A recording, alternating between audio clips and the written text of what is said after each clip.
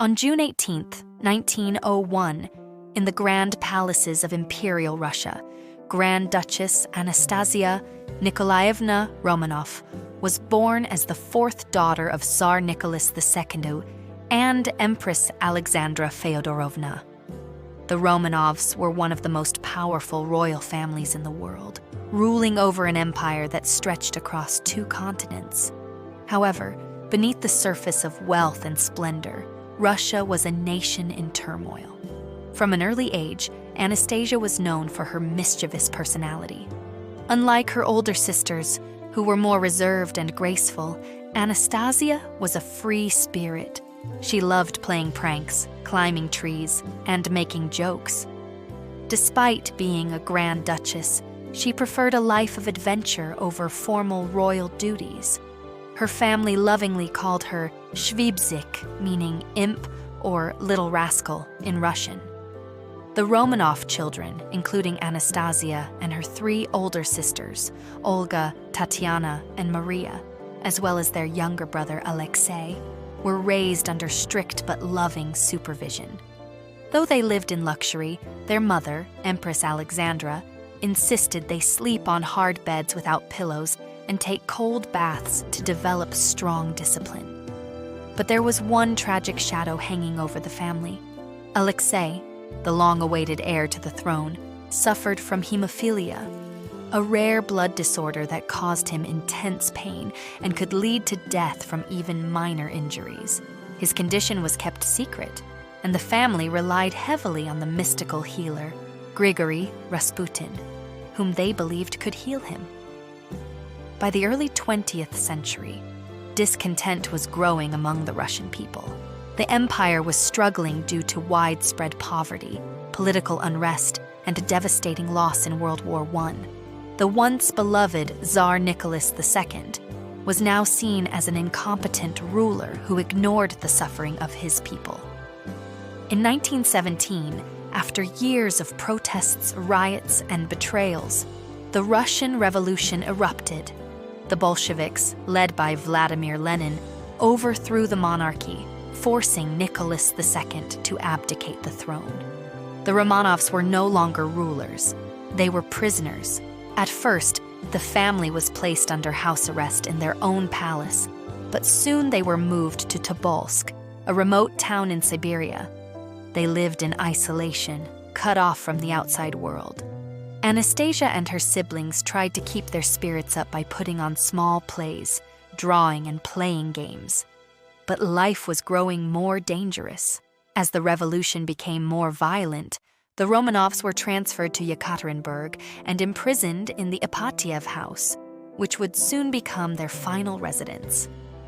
Guards treated them with cruelty, forbidding them from speaking freely and even shooting at them for entertainment. The once powerful royal family had now been reduced to mere captives, awaiting an uncertain fate. In the early hours of July 17th, 1918, Anastasia, her family, and their remaining servants were awakened and told to dress quickly. The guards claimed they were being moved to another location for safety. They were led to the basement, a small, dimly lit room.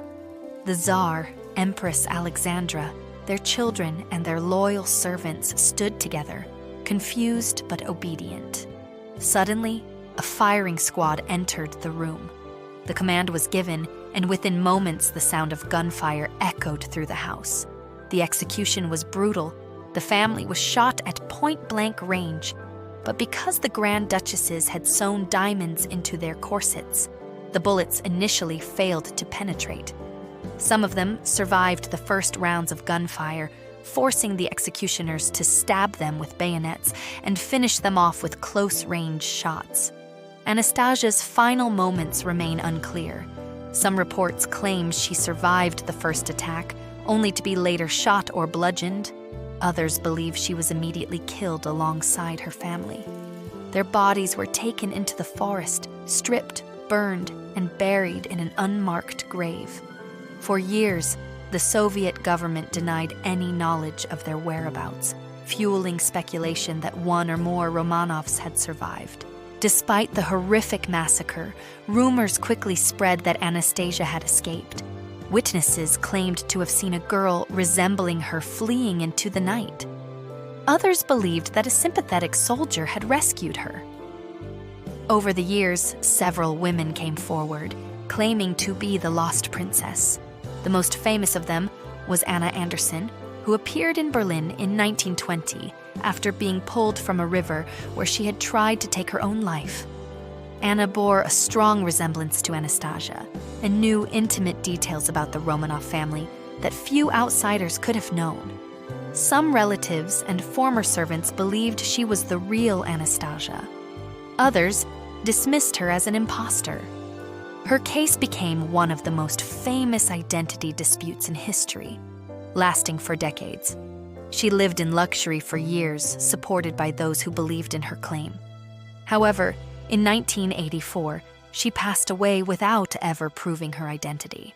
Later DNA tests confirmed that Anna Anderson was not Anastasia, but rather a Polish factory worker named Franciszka Szankowska. For decades, the location of the Romanovs' bodies remained a mystery. Then, in 1991, a mass grave was discovered in Yekaterinburg.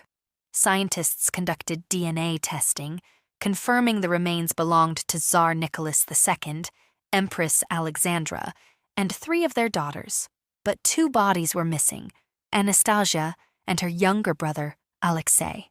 This revived the legend that Anastasia had escaped.